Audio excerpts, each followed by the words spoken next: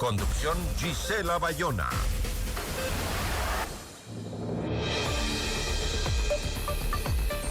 Como les comentábamos en la información de hoy, la presidencia envió a la Corte Constitucional un nuevo proyecto de reforma parcial a la Constitución, esta vez enfocado en la prisión preventiva.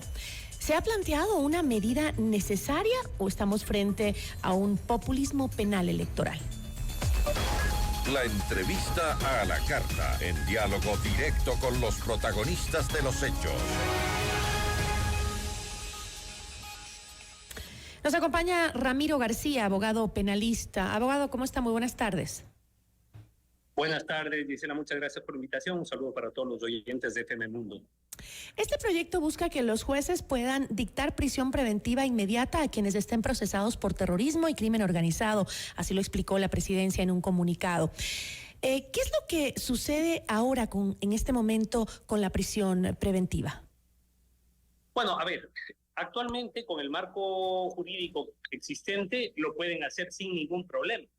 Lo que busca este proyecto es obligar a los jueces a que cuando se procese por parte de Fiscalía por esos tipos penales, por esos delitos, los jueces necesaria y obligatoriamente tengan que dictar prisión preventiva. Esto va en contra de la jurisprudencia de la propia Corte Constitucional y sobre todo de la jurisprudencia de la Corte Interamericana de Derechos Humanos. Es populismo penal puro y duro. Lo que se está buscando es una prisión preventiva obligatoria que ya ha sido varias veces calificada como ilegítima por parte de la Corte Interamericana de Derechos Humanos y por parte no solamente de esta Corte Constitucional, del anterior y del Tribunal Constitucional. Ahora, desde así,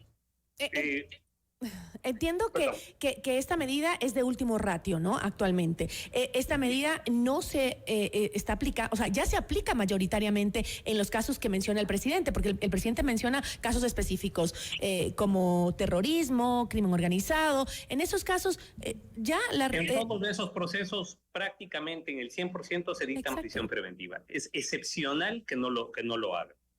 Entonces, ahora, en este caso, pues yo creo que simplemente se está acudiendo a una figura claramente populista, se está tratando en temporada electoral de vender a la ciudadanía la idea de que se está luchando contra el crimen a través del endurecimiento, o mejor dicho, del debilitamiento de las garantías de debido proceso al hacer obligatoria la prisión preventiva, cuando tanto la Corte Interamericana como la Corte Constitucional han resaltado el carácter excepcional de esta prisión preventiva. Ahora, si se aplica la prisión preventiva de manera punitiva, ¿qué sucede con el principio de inocencia? Que todos tenemos ese derecho. Justamente, que hay algo en lo que la Corte Interamericana de Derechos Humanos ha enfatizado, es en la presunción de inocencia como límite y como baremo de la prisión preventiva. Una prisión preventiva no puede vulnerar la presunción de inocencia. Por lo tanto, tiene que estar sometido a principios de necesidad, racionalidad, proporcionalidad y sobre todo excepcionalidad. Y además, abogado, también... Una prisión preventiva obligatoria para el juez es claramente ilegítima y lo que va, es decir, en este momento al enviar este dictamen, lo que se va a buscar es que la Corte Constitucional, claro, tomándose su tiempo y luego de campaña, les diga esto no procede. Esto, la Corte Constitucional no va a dar más. Pero ya ha servido como discurso de campaña en cuanto lucha contra la inseguridad ciudadana y el crimen organizado.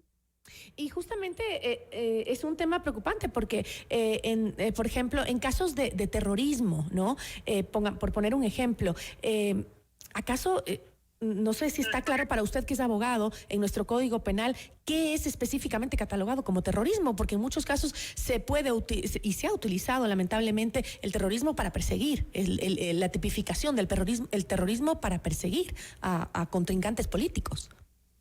Mire, el terrorismo tradicionalmente ha sido una categoría política, no jurídica. Y cuando se ha tratado de trasladar esta categoría política a los ordenamientos jurídico-penales por la vía de la tipificación penal, pues ha ocurrido lo que usted muy bien acaba de señalar. Termina siendo una tipificación ambigua, totalmente laxa, el que genere terror a través de actos. Claro, terror se puede generar a través de un montón de actos y no necesariamente esto puede calificarse como terrorismo. Y hemos visto además que en este gobierno, en el año pasado, pues se calificó de organizaciones terroristas a organizaciones delictivas de poca monta, y a través de eso se justificó inclusive el declarar un conflicto armado interno, que tampoco es que tenía mucho sentido, y por eso la Corte Constitucional en su momento se pronunció en contra. Entonces, claro, se está acudiendo a figuras bastante laxas a través de las cuales poder activar los mecanismos penales, y con esto pues nos podemos terminar comiendo el Estado constitucional de derecho. Ahora, la presidencia detalló en el comunicado, dijo, actualmente la prisión preventiva es una medida excepcional y se debe priorizar otras medidas cautelares alternativas a la privación de libertad. Sin embargo, decía el comunicado, la situación de seguridad y las fallas en la administración de justicia requieren medidas firmes para evitar que delincuentes peligrosos se burlen de la justicia. Eso es lo que dice textualmente el comunicado. Sin embargo, casos como purga y metástasis han demostrado ya que existen redes de corrupción dentro de la justicia, ¿no? Y ahora nos dicen que tenemos que confiar en esos mismos operadores de justicia sobre a quienes van a aplicar con mayor facilidad este recurso de la prisión preventiva. Los problemas de corrupción de la administración de justicia que existen y son evidentes no se curan, no se solucionan a través de reformas penales. Así no funciona. Claro, si vamos a tener jueces mal seleccionados, si vamos a tener jueces que no están sometidos a evaluaciones periódicas constantes y serias y rigurosas, vamos a seguir teniendo la misma mala administración de justicia, que es muy dura con la gente de escasos recursos y muy benigna, muy laxa con los líderes de las organizaciones criminales. Entonces, hemos visto que nuestra administración de justicia se ha convertido en una especie de puerta giratoria para los grandes líderes de las organizaciones de crimen, para los líderes de las organizaciones de crimen organizado, especialmente el narcotráfico. Claro, que tienen toda la plata del mundo y que pueden pagar lo que sea, y que, como ya hemos visto en Metástasis, Purga, Plaga, tenían a los jueces prácticamente en su rol de pagos. Entonces, eso no se va a solucionar por la vía de una reforma, de un endurecimiento de la prisión preventiva, convirtiéndola en obligatoria cuando se procese por ciertos tipos penales, por ciertos delitos.